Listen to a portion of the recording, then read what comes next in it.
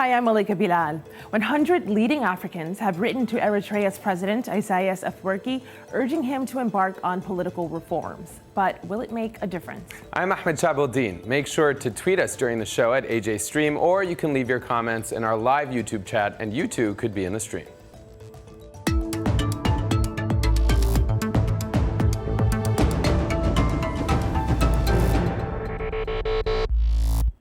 It was a peace deal that took many by surprise. In July of last year, Eritrea's president, Isaias Afwerki, traveled to Ethiopia, where he was met with hugs by Ethiopian Prime Minister Abiy Ahmed.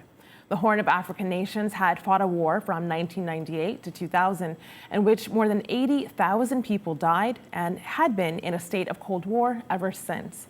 Eritrea, which has held no elections since Isaias came to power in 1993 and has jailed politicians and journalists, has often justified its policies by saying they are necessary to protect it from attack or sabotage from Ethiopia. But with a peace agreement now signed, opposition activists say the time is right for change. Young Eritreans have started social media campaigns such as Yakul or Enough. And last week, a group of 100 leading Africans wrote an open letter to President Isaias asking him to start political reforms and release what they called political prisoners. John Githongo, a Kenyan journalist, told us where the idea came from. Take a look at this.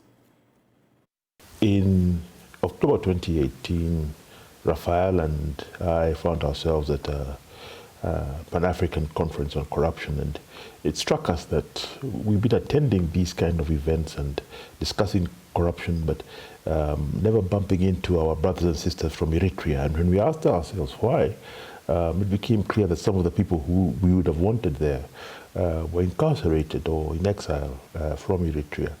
And so we thought, what can we do about this as Africans, a Pan-African initiative? And that's where the Pan-African Solidarity for Eritrea came from. So can initiatives like this and Yakul have any real impact? Joining us to discuss this, Salim Solomon is a journalist with Voice of America here in Washington, D.C., who covers Eritrea extensively. Rahel Weldiab Sebhatu is a political scientist and research lead for the African Youth Leadership Program, AfResist. And Vanessa Tsahai is a campaigner and human rights activist who's also joining us. Welcome, everyone. So let's get started with that letter that Ahmed mentioned and we heard in the video comment there. I pulled it up on my screen here and you'll see it on your screens as well. It begins, it's a long letter and it seems like a real instance of Pan-African solidarity, so you can see where it begins there, but I'm going to just pull out a couple of points. So we trust that by opening this channel of communication with Your Excellency, we may be afforded the opportunity to work with you to restore your country and the great people of Eritrea to their rightful place in the family of African nations. And it goes on there. And of course, this is an open letter to the president. So Salim, when you got word of this letter, what was your initial reaction? My initial reaction is it's very, as a journalist, we see the solidarity coming from, really renowned intellectuals, African intellectuals like Wole Soyinka of Nigeria, who is very revered, Kenyan activists who are fighting for pro-democratic movements in their home countries. But it is in addition to what Eritreans, young Eritreans who are residing in the West and in Western Europe and in the United States, born and raised here, they're calling for the same freedoms and democratic systems that they are privileged to live in. They want the same for their counterparts in Eritrea. That's what they're calling for. So it's in addition to what Eritreans have been calling. So it's very interesting to watch. And I've covered the country for a very long time. This is the first time we're seeing the fear being removed. People are showing their faces, they're showing their names, and recording videos to call for what they say is enough of authoritarian rule in Eritrea. Well, we actually have one of those videos that maybe we can play out for our audience, just to your point directly. This came into us from Eden here in America, one of those Eritreans in the diaspora. Let's take a listen. I joined the Yakul movement because I realized these private conversations at home just aren't impactful enough. There are hundreds and thousands of people that are unaware of the current climate of Eritrea, that we have been ruled by dictator Isaias Afwerki for 28 years, which he was never elected for that position, that our journalists have been imprisoned for decades without a trial, that there is no freedom of press, but there are no civilians because everyone is forced to join the indefinite military service at the age of 17, where they are robbed of their youth, raped, and faced with traumas. We say, Ya Akal, enough is enough. So Rahel, you heard the list of grievances there. When it comes to what people in the diaspora are saying, they seem to line up with what members of the signatories of that letter that we mentioned had to say. But of note, there are no Eritreans on the signatories. What did you make of the letter, Rahel? Well, as an avid Pan-Africanist who has been involved in the Pan-African related activities and campaigns for more than 10 years. My initial feeling about the letter was that it came out as being very audacious and kind of smug in a way. There is a history, of sort of precarious history that Eritrea has had with Pan-African movement, the Pan-African movement, especially for political decolonization, where they were not vocal at all in relation to the Eritrean struggle and various atrocities that happened after that. The fact that there's no Eritreans signatories on this letter doesn't really bother me in particular. It's just that what I found a bit upsetting was that it's clear to me that the majority of those signatories have no idea of what's going on in Eritrea or its history. I understand that the letter was drafted by two people and then they went around and gathered these signatories. Of course, reading it without any proper information or context, it looks like an innocent letter, right? Who doesn't want democracy? Who doesn't want reform? But it would have been better if they would have actually contacted their compatriots in the country or even in the diaspora to get further information before signing such a audacious letter.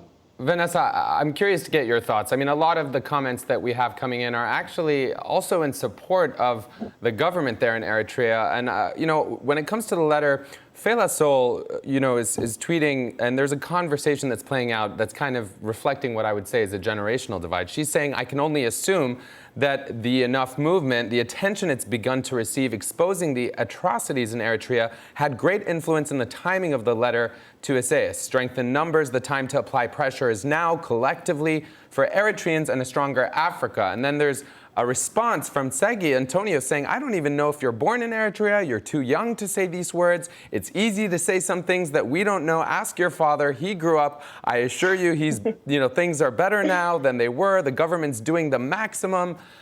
I don't know what your thoughts are on his specific points, but what can you share with us about the generational divide and some of what we heard from Rahel about her kind of defense of the government? I think a response to this letter that I thought was very interesting from the government side was the focus on the bad timing, the focus on the agenda behind the letter, and the focus on what they were doing before this letter was written. Where were you 30 years ago when we were fighting for independence? Where were you when the Ethiopian government refused to withdraw the troops and assign to the Algiers agreement, rather than focusing on the issues? Rahel said that this seems like an innocent letter. Who doesn't want democracy? Who doesn't want the issues and the things that they were raising in this letter? And I'm asking the same question.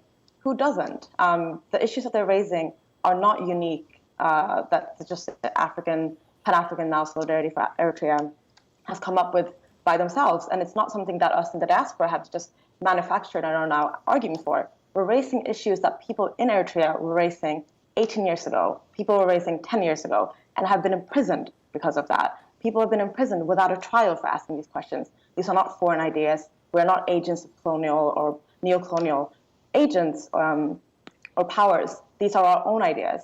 And I think it's interesting that the African letter is being accused of being agents of neo-colonial powers when they're Africans. We are accused of being neo-colonial agents, but we're Eritreans. So I'm wondering who has the ability to actually criticize Eritrea without being criticized by pro-government people or by the government of being a neocolonial agent? When do we get agency in asking questions for our own people without being imprisoned? Vanessa, I hear you there. Salim here wanted to respond, but before you do, I want to share with our audience, because Vanessa mentioned the government's response, so I want to share that with those who aren't in the know just yet. Here's what she's talking about. So take a look at the response. I pulled it up on my screen as well.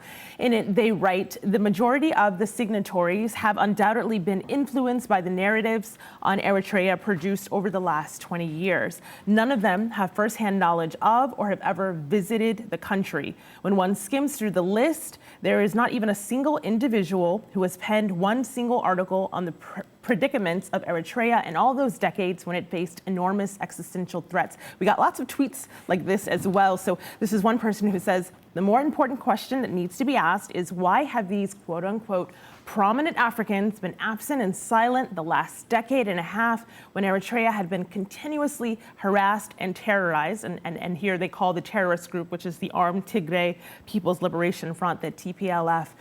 Salim, what's your take on that? Well, I would like to go back to what Rahel said about being audacious. Yes, it's audacious to ask for the conditions of prisons that Vanessa's uncle, Suyum Tsahaye, who happens to be the longest jailed journalist on the continent. These are facts that are that show the true nature of how people are treated. We're talking about reporters that have disappeared. Family members like Vanessa and others that I speak to tell me, if they are dead, let us know so we can have closure. These are the specific questions that people ask me. I speak to victims all the time. Recently, when I was working on a story about a reporter who spent 6 years of her life for writing poetry. I mean, they were accused of listening to an opposition radio station in Ethiopia, for instance. These are the voices that they are trying to highlight. In fact, the signatories specifically said, our most important question and what we want to see is, let us visit our counterparts. These are pro-democracy activists, pro-democracy intellectuals that are active in their home countries, been imprisoned for speaking up against authoritarian government. And so they want to see their counterparts, journalists, parliamentarians who were arrested during the crackdown. But that's what we're talking about. In the past year, we have seen more crackdown of former officials, government officials, broad daylight being arrested. And so a lot of people thought this peace would bring some sort of change, but we're seeing more crackdown on religious institutions, the economy, and individuals. And it seems when people are asking about when the change might come, the government is kind of delaying it and just towing the line, saying it's too soon. It's only been a year since this peace deal was reached. On Twitter, there are people who are saying something like this, for example, I do not support the Enough campaign as it is a misguided barrage of emotions barking at the wrong tree. Rahel, I see that you're nodding. Maybe you agree with that. But Vanessa, because we heard from Salim about your uncle, and I know that's how you got into this activism in the first place, I'm curious, when you see these tweets that, dismissing the campaign as misguided barrage of emotions, what do you make of that? I see privilege. I see a lot of people based in the diaspora who themselves or their children are enjoying the very benefits of democracy, of human rights. People who don't oppose human rights as a principle, they believe in human rights. A lot of them, like Rahel here, are Pan-Africanists who believe in the rights of African people. But somehow when it comes to Eritrea, there's an exception. Somehow when it comes to Eritrea, there is a reason. There is sanctions, there's a war. There's always a reason that makes Eritrean people in Eritrea excluded from these privileges and rights that all human beings are supposed to be guarded by and be a part of. And I simply do not understand at this point how anyone can be advocating for a government that has been removing these privileges from our own people, especially after these excuses, because it was simply excuses all along. It was never proportionate to what was actually happening in the country. It was never proportionate to shut down a parliament. It was never proportionate to imprison my uncle and so many other people without a trial. It was never proportionate to make people serve in a national service indefinitely. And it was never proportionate to turn the country into a dictatorship simply because of a standoff at the border. So I see people being misguided by their own privilege and maybe their own ideas of the kind of Eritrea that they wanted and that about the president that they loved at some point, but who did not suffer the consequences. As you're talking, I want to share with our audience, because I want to give this a slightly more personal touch, because of course this is a very personal issue for you. So I pulled up a photo that you sent our team earlier of your uncle. Talk to us about who's in this photo. So this photo was taken during the War of Independence, where my uncle was a war photographer who trained other war photographers. They captured a lot of the imageries and videos of the struggle. He was also a teacher at the time and had always been a very adamant pro-democracy human being. He wasn't an activist. He was just a human being fighting not only for independence in Eritrea, but democracy and human rights. And he was actually imprisoned for a year during the War of Independence without a trial for these very vocal opinions. And when independence came, he was also seen as a threat and demoted from being the director of the national television channel to the Ministry of Tourism, eventually becoming a freelance journalist focusing on the well-being of the Eritrean people. And in in 2001, when the Eritrean government, a week after 9/11, shut down the free press, they started imprisoning people who, only from our perspective, because there was never a trial, we think were seen as a threat towards their power. So my uncle was one of them, 1 out of 10 journalists and a group of politicians, and who've all been imprisoned ever since. And that was, as some activists have called it, or Eritreans, the beginning of the Eritrean dictatorship. And that was, my uncle was one of the journalists then who was in prison. Well, you know, Vanessa, just hearing you talk about your uncle and his legacy and what he's done to train journalists, we have Tem Seren on Twitter chiming in and kind of countering a point that was made earlier on the show. I wanted to make sure to get this in. He says, it's worth noting Eritrean writers and activists have already been airing their grievances for years, hence the fact that there weren't Eritreans among the 103 signatories, which he says is irrelevant. The issue remains there is an unelected government playing God with people's lives. And I see, obviously, you're nodding, but Rahel, you know, you see these comments, you see these people who feel as though there's, you know, not enough being done to address this since the peace plan. What is your explanation as to why that's the case? My explanation has, it's not like, you know, excuses or, you know, what it is, what I would like to bring in this conversation. And when I talk to people, I like to discuss is context. And this is not an excuse for anything that has happened, but when the journalists and the ministers were arrested, it was in 2001, right after the border conflict. It was a very precarious time. But let me reply to this the tweet about emotions.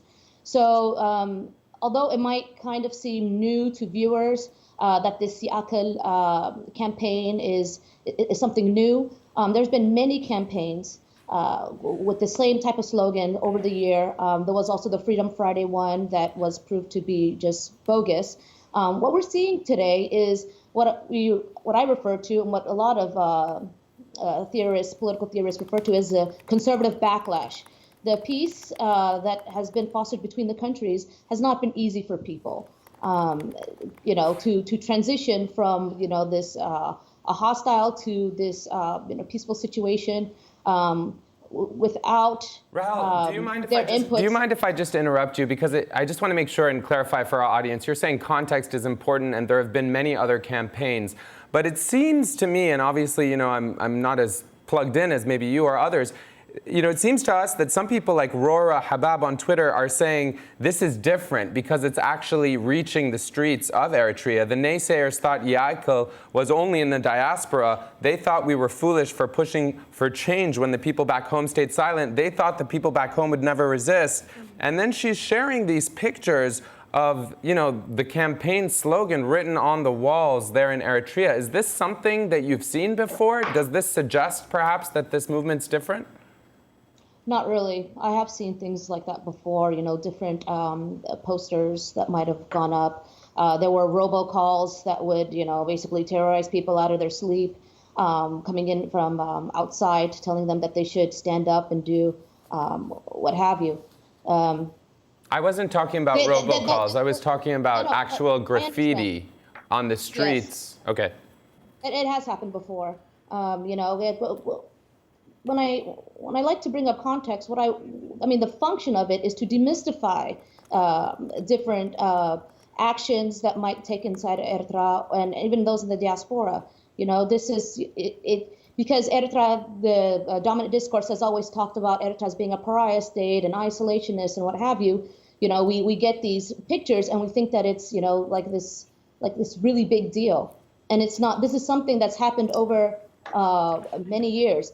And if it's something that's going to continue, that's fine. Let the people do that. Do you mind if I come in and to talk about context? Context is very important.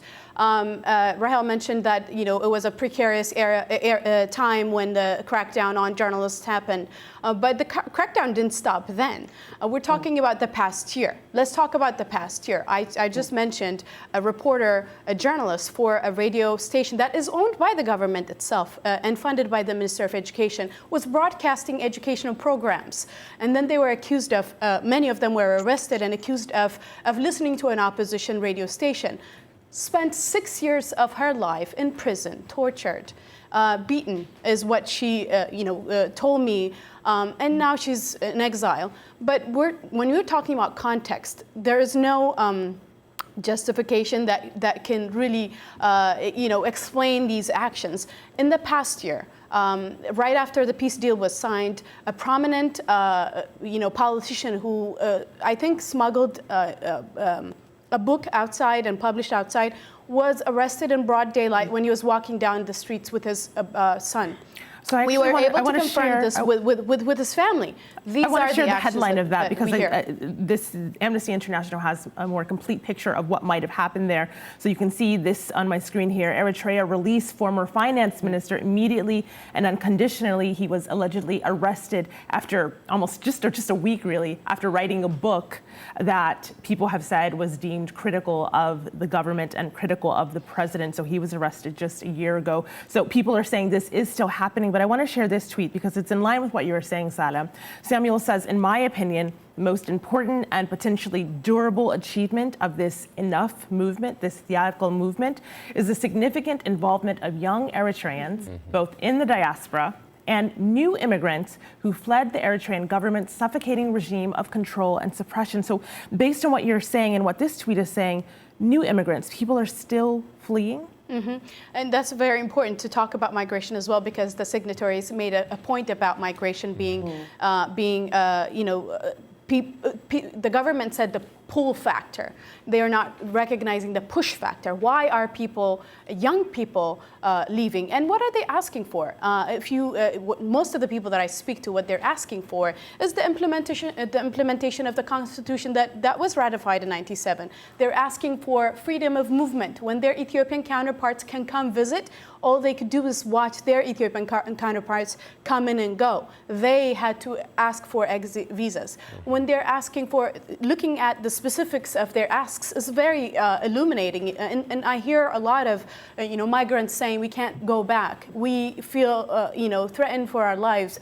Or they're talking about the limitation of the national service. National service on the Constitution had 18 months. As it is right now, we had colleagues who served and went to school with me and Rahel, actually, still trapped for 10 to 20 years. And because you bring up migration, I just want to quickly come to you, Rahel. We have this tweet from Philly Tekle Live saying, what do they mean when they say things are going okay in Eritrea, responding to some of our community? Why would we move through the Sahara Desert and Libya to Europe? We have a wonderful country, but if they treat us in very horrible ways, we're obligated to leave. Why would thousands of people migrate? Why do you think, Rahel, people are continuing to migrate? There are a myriad of reasons. Just one or two. Especially, we're going to talk from a Pan-African perspective. It's definitely not only Eritreans migrating. There's many Africans risking their lives in the hands of human traffickers in order to reach Europe.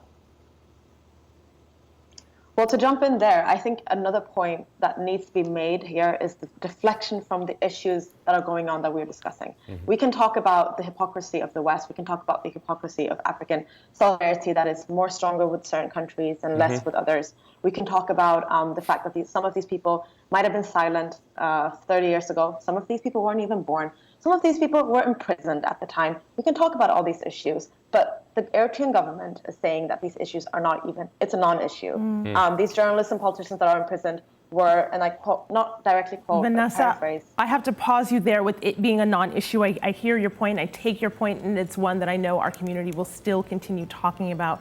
Unfortunately, that's all the time we have for this conversation, but we will do future shows on this because it is a hot topic. This conversation will continue online. Don't forget to follow us at ajstream on Twitter and to visit aljazeera.com/thestream for more episodes. Ahmed and I will see you next time.